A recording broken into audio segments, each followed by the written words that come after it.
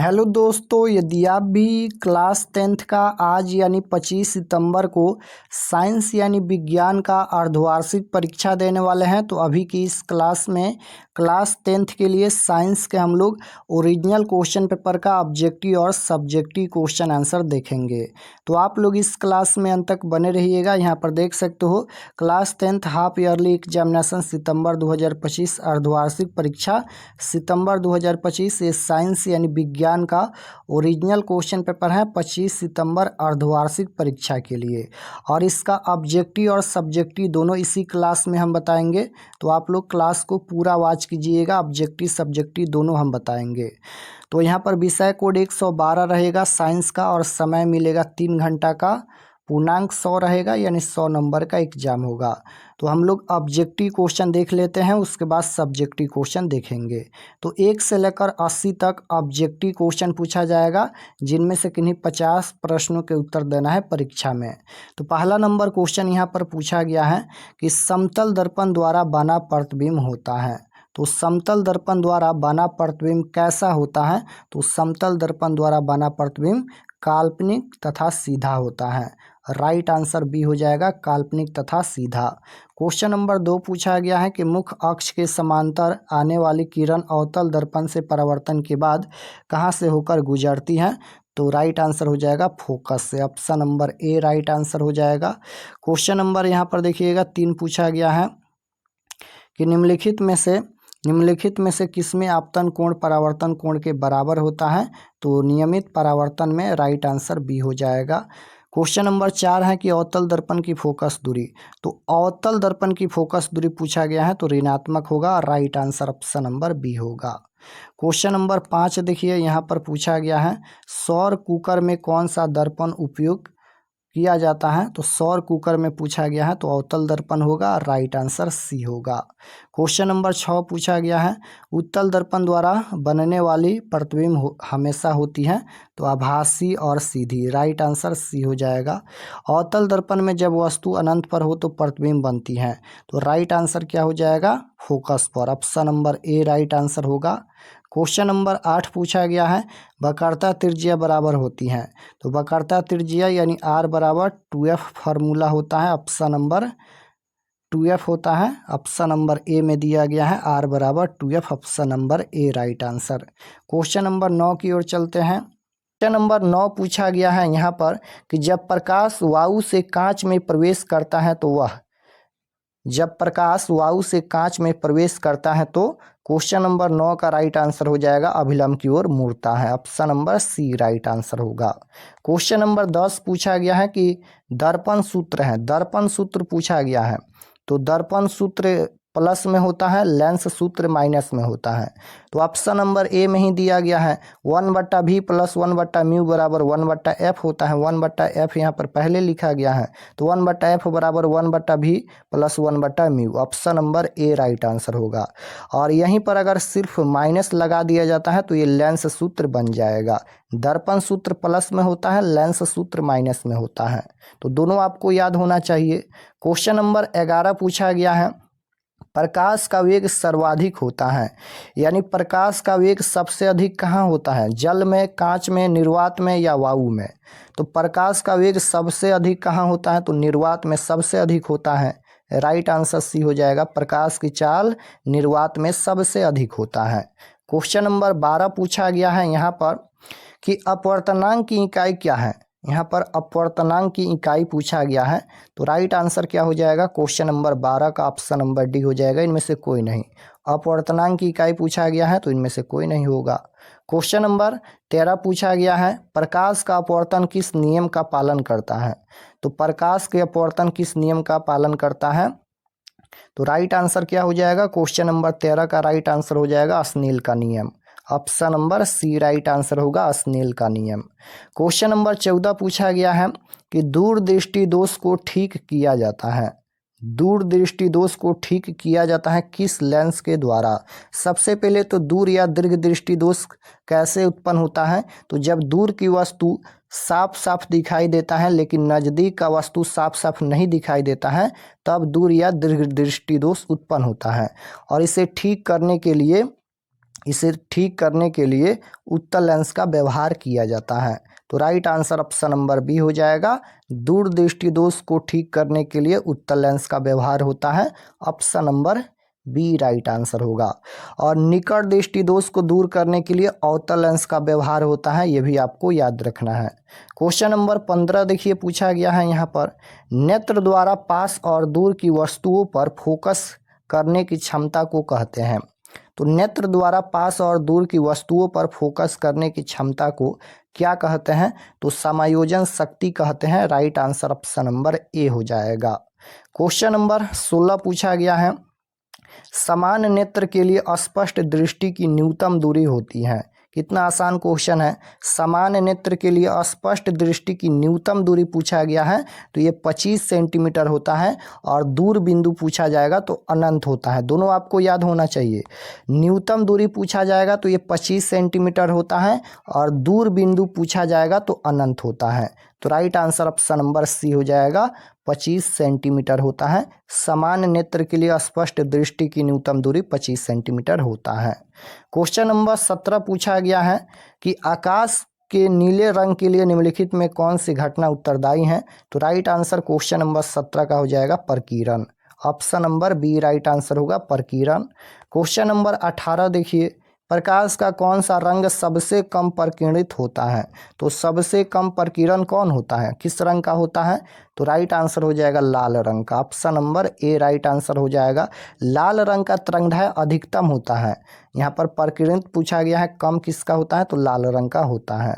Question number 18 हो गया। 19 number देखिए, तारों का टिमटिमाना किस कारण होता है? तो वायुमंडलीय अपवर्तन के कारण तारे हमारे नेत्रों में टिमटिमाते नजर आते हैं। तो राइट आंसर क्या हो जाएगा? वायुमंडलीय अपवर्तन। Option number C right answer होगा। तारों का टिमटिमाना किस कारण होता है? तो वायुमंडलीय अपवर्तन। क्वेश्चन नंबर 20 पूछा गया है कि लेंस की शक्ति को व्यक्त किया जाता है। तो लेंस की शक्ति की इकाई क्या होती है? डायोप्टर होती है। ऑप्शन नंबर बी में दिया गया है। राइट आंसर बी हो जाएगा। लेंस की शक्ति को व्यक्त किया जाता है डायोप्टर द्वारा, यानी डायोप्टर में राइट आंसर बी होगा। क्वेश्चन नंबर 21 देखिए, विद्युत धारा की एसआई मात्रक क्या होता है? तो विद्युत धारा की एसआई मात्रक पूछा गया है तो एम्पियर होता है। Right answer option number C हो जाएगा। विद्युत धारा की एसआई मात्रक एम्पियर होता है। 22 नंबर क्वेश्चन है, निम्नलिखित में किस उपकरण से विद्युत धारा मापी जाती है? तो राइट आंसर हो जाएगा एमीटर द्वारा। Option number B right answer होगा। क्वेश्चन नंबर 23 है, प्रतिरोध का एसआई मात्रक। तो प्रतिरोध का एसआई मात्रक ओम होता है। Right answer option number B होगा। प्रतिरोध का एसआई मात्रक क्या होता है? तो ओम होता है। क्वेश्चन नंबर 23 हो गया। 24 देखिए, निम्न में से किसका प्रतिरोध सबसे कम है? निम्न में से किसका प्रतिरोध सबसे कम है? तो राइट आंसर हो जाएगा तांबा का। Option number A right answer होगा। क्वेश्चन नंबर 25 है कि फ्यूज को जोड़ा जाता है। तो फ्यूज को जोड़ा जाता है समानांतर क्रम में या श्रेणी क्रम में? तो राइट आंसर क्या होगा? फ्यूज को जोड़ा जाता है श्रेणी क्रम में। Right answer option number B हो जाएगा, श्रेणी में। क्वेश्चन नंबर 26 पूछा गया है कि विद्युत शक्ति का सूत्र क्या है? विद्युत शक्ति का एसआई मात्रक क्या होता है? वाट होता है। विद्युत शक्ति का सूत्र पूछा गया है, तो 26 नंबर क्वेश्चन का राइट आंसर बी और सी, यहाँ पर बी और सी दोनों हो जाएगा। बी में दिया गया है वी आई, सी में दिया गया है आई स्क्वायर आर, तो दोनों हो जाएगा। Right answer option number D होगा। क्वेश्चन नंबर 27 है, विद्युत शक्ति की एसआई इकाई यहाँ पर देखिए पूछा गया है, तो विद्युत शक्ति का एसआई मात्रक वाट होता है। राइट आंसर ऑप्शन नंबर ए होगा। 28 नंबर क्वेश्चन है, 1 किलोवाट घंटा बराबर होता है। तो 1 किलोवाट घंटा बराबर होता है, तो राइट आंसर हो जाएगा 3.6 गुना 10 के पावर 6 जूल के बराबर होता है। Right answer option number C होगा। 30 नंबर क्वेश्चन पूछा गया है कि समानांतर समायोजन में कुल प्रतिरोध का सही सूत्र क्या है? सूत्र पूछा गया है, फार्मूला। तो राइट आंसर हो जाएगा ऑप्शन नंबर बी, 1/r बराबर 1/r1 + 1/r2। Option number B right answer होगा। क्वेश्चन नंबर 31 पूछा गया है, निम्नलिखित में कौन एक रासायनिक परिवर्तन है। अब केमिस्ट्री का क्वेश्चन पूछा गया है, निम्नलिखित में कौन एक रासायनिक परिवर्तन है। तो रासायनिक परिवर्तन पूछा गया है, तो कागज का जलना ये रासायनिक परिवर्तन है, राइट आंसर बी होगा। क्वेश्चन नंबर 32 है, लोहे का जंग लगना किस प्रकार की रासायनिक अभिक्रिया है। तो लोहे का जंग लगना यह किस प्रकार की रासायनिक अभिक्रिया है। तो राइट आंसर क्या हो जाएगा, उदासीनीकरण तो होगा नहीं। उदासीनीकरण अभिक्रिया में अम्ल एवं क्षार आपस में अभिक्रिया करके लवण तथा जल का निर्माण करते हैं, तो उदासीनीकरण अभिक्रिया कहलाता है। यहाँ पर संयोजन भी नहीं होगा, विस्थापन भी नहीं होगा, ऑक्सीकरण हो जाएगा। Right answer option number C होगा। 33 नंबर क्वेश्चन है कि वह अभिक्रिया जिसमें ऊष्मा उत्पन्न होती है क्या कहलाती हैं। ये क्वेश्चन हम पढ़ाए हैं, ऊष्माक्षेपी अभिक्रिया और ऊष्माशोषी अभिक्रिया, दोनों क्वेश्चन हम पढ़ाए हैं। ऊष्माक्षेपी अभिक्रिया में ऊष्मा का उत्सर्जन होता है, यानी ऊष्मा उत्पन्न होता है, और ऊष्माशोषी अभिक्रिया में ऊष्मा का अवशोषण होता है। तो यहाँ पर ऊष्मा उत्पन्न होती है, तो वह ऊष्माक्षेपी अभिक्रिया कहलाएगी। राइट आंसर बी में दिया गया है, option number B right answer होगा। वह अभिक्रिया जिसमें ऊष्मा उत्पन्न होती है क्या कहलाती है, ऊष्माक्षेपी अभिक्रिया कहलाती है।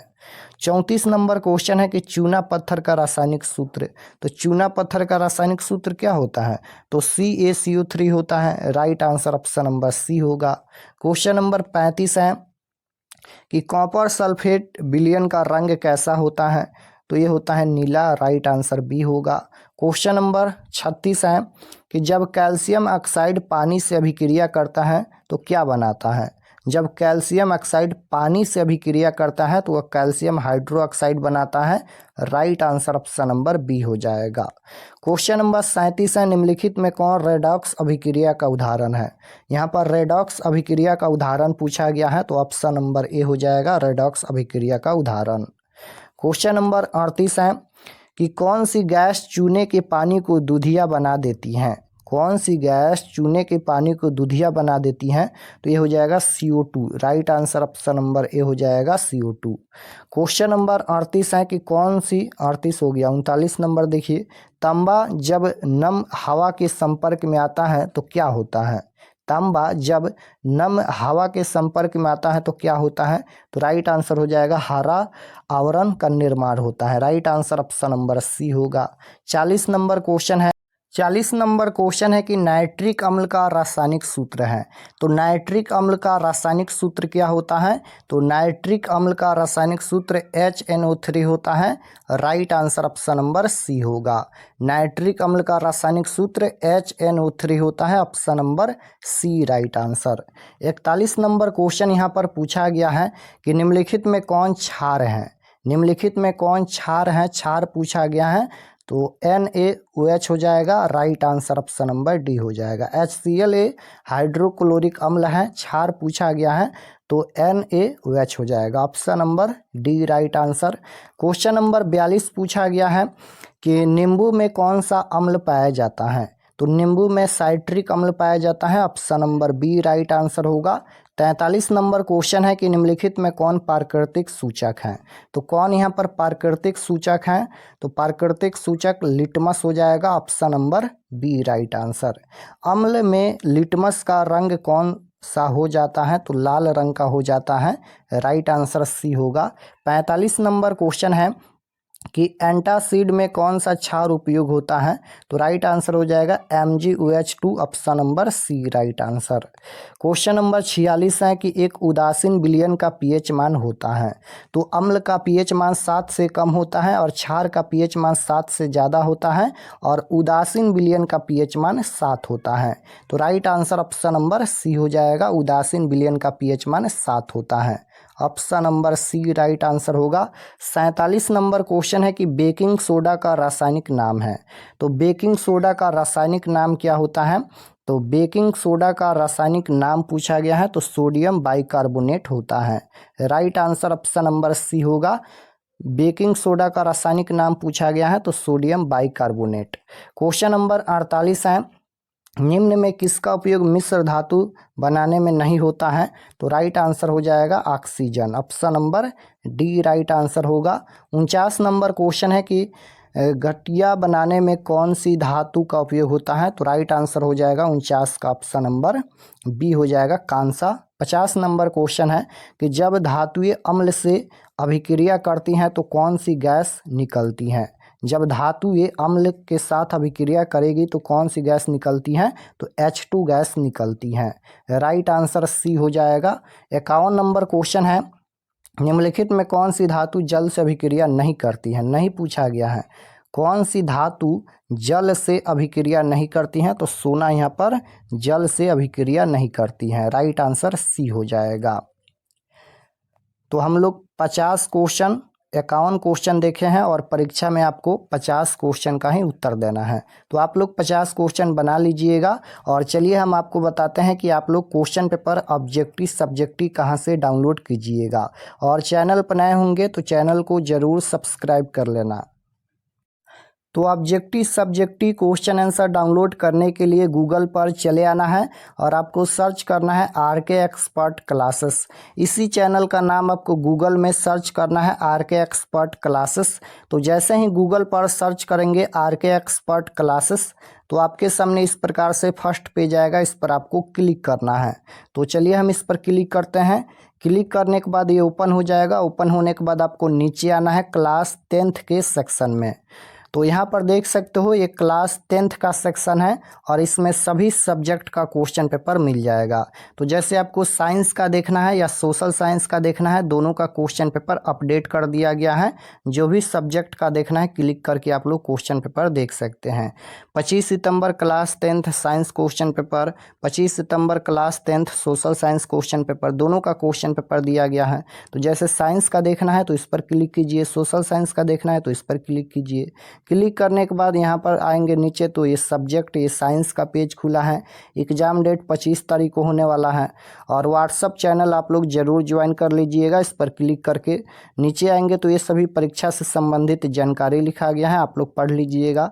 और यहाँ पर देखिए class 10th science objective answer की 2025, यहाँ पर साइंस का ऑब्जेक्टिव यहाँ पर अपडेट कर दिया गया है। देख सकते हो सभी क्वेश्चन का आंसर यहाँ पर अपडेट कर दिया गया है।